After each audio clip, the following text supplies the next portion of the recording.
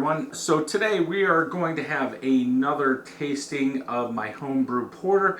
This one is with Crystal 60L, chocolate malt, and Husked Carafa II. 4.5% ABV. This was bottled on 3/22/2021. This is the beginning of 2022. I wanted to let these sit and see what happens to them. I've done that with a lot of IPAs.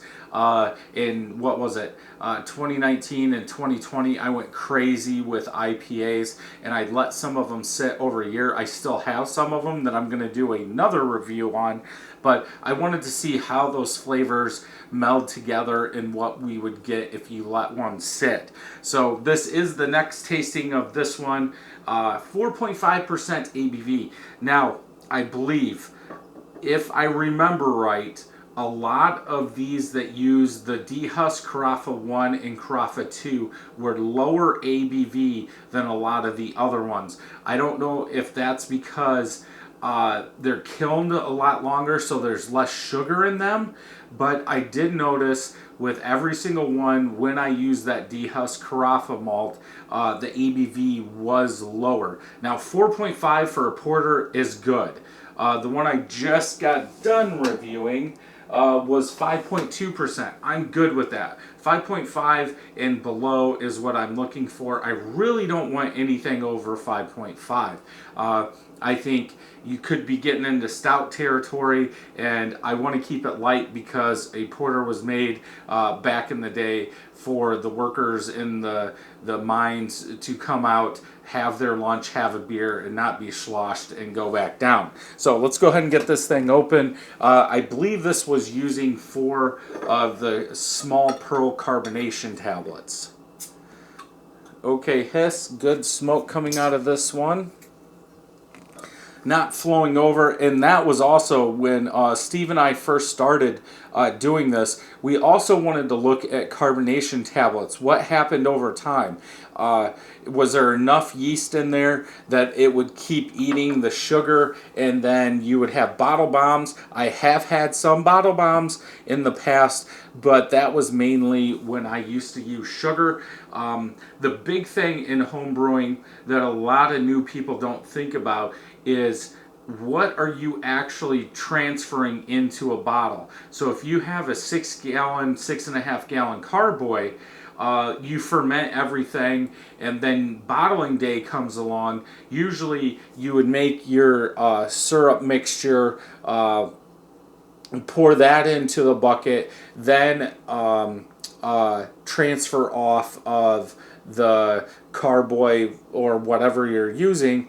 But when you make the simple sugar, you are making it for 5 gallons. If you've added anything in secondary, or if you have a lot of trub, that if you make that simple syrup for 5 gallons and you only draw 4.5 or 4 3/4 off, you're adding more sugar than what you're needed, than what's needed. Then you're going to have bottle bombs.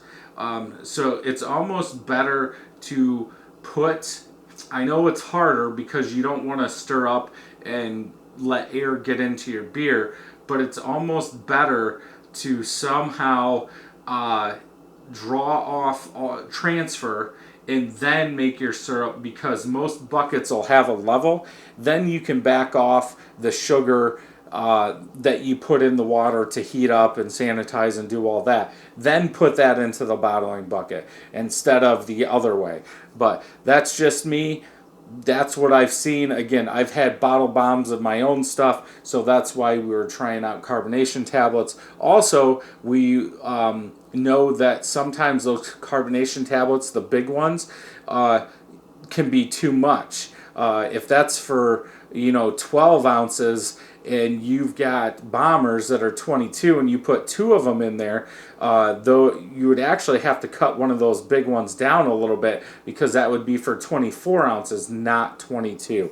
Enough talking about that. Get back to this. No head on this one. I haven't really seen a head on a lot of them, and I don't know if that's the carbonation or just what's in it. For the color, I'm going to bring the other one back. So this one I just did was with pale chocolate and chocolate rye malt. This one. And using that Husked Carafa II, which is going to have a higher SRM, is actually taking this. It's still brown, but it is dark brown. And I'll kind of compare. Hopefully you guys can see. I believe you can. This one is definitely browner than the one on the left. So I would say, obviously, that Carafa II added a darker beer. Is that something you should use in your porter? Maybe you should use less. Maybe you shouldn't use it.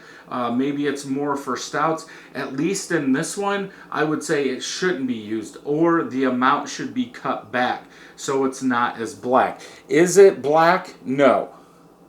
It is very, very, very dark brown. It is not black, because I can still see brown shooting through here, but this is a 4.5% ABV, so it is going to be a little bit more watered down. Let's go ahead and smell.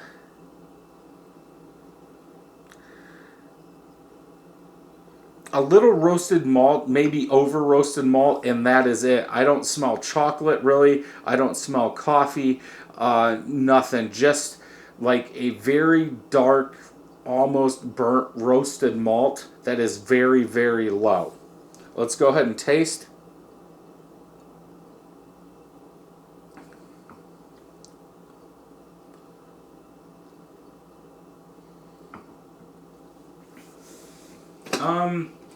Watered down, roasted malt, very dark, almost burnt coffee that doesn't, I would say the taste isn't there, but it's more of a French roast. Like maybe if you made a French roast cup of coffee in the very end, had some stuff left over and you drank that, that dark bitterness in there. It hangs around.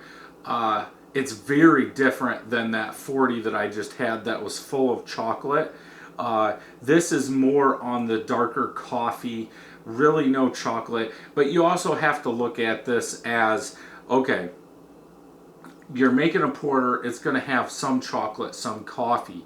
But I think that Carafa II would put more of a coffee taste in here than a chocolate, and that's just my opinion.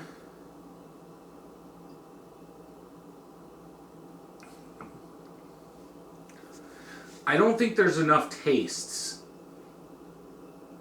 other tastes. I think just that dark, it's not even ashy, it's all like burnt malt, is all that's sticking out. That Crystal 60 that's used in here to bring the sweetness, maybe a touch of caramel, if you want to say that, caramel toffee in here, like that Carafa II base just blows everything out of the water.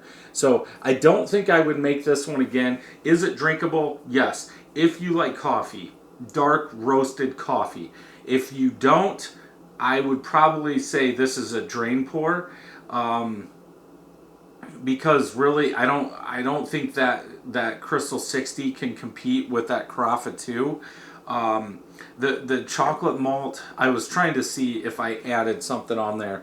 I don't remember what SRM that chocolate malt was. My guess is that I used, like, in the small batch, the 1.25 gallons going into the carboy, that I used 3.2 ounces or something. Then I used 1.4 ounces of the Husked Carafa II because I knew it was going to be overpowering. That's not enough. You might have to double the chocolate malt or add a whole bunch of cocoa nibs or do something. I would say don't use the Carafa II. This was just an experiment between everything, or I should say all of the specialty grains I could buy, and just seeing what I could do with each one and how they would react in a beer. I would think I would leave the Carafa II to a stout. I think with that base of the base grain bill of a stout, this could work to maybe produce some kind of coffee. So I'll have to note that. And we'll see, because I did do this with the Carafa 1 and see how that is. But I think that Carafa 2, at least almost a year old. We're halfway through January of 2022. But if you're going to let it age a year or do something like that, I believe this Carafa 2 is a little too much for that base porter. So if you made something like this, leave a comment down below. Tell me what you made. If you enjoyed this homebrew video, check some more out over here. And always remember, make new beer.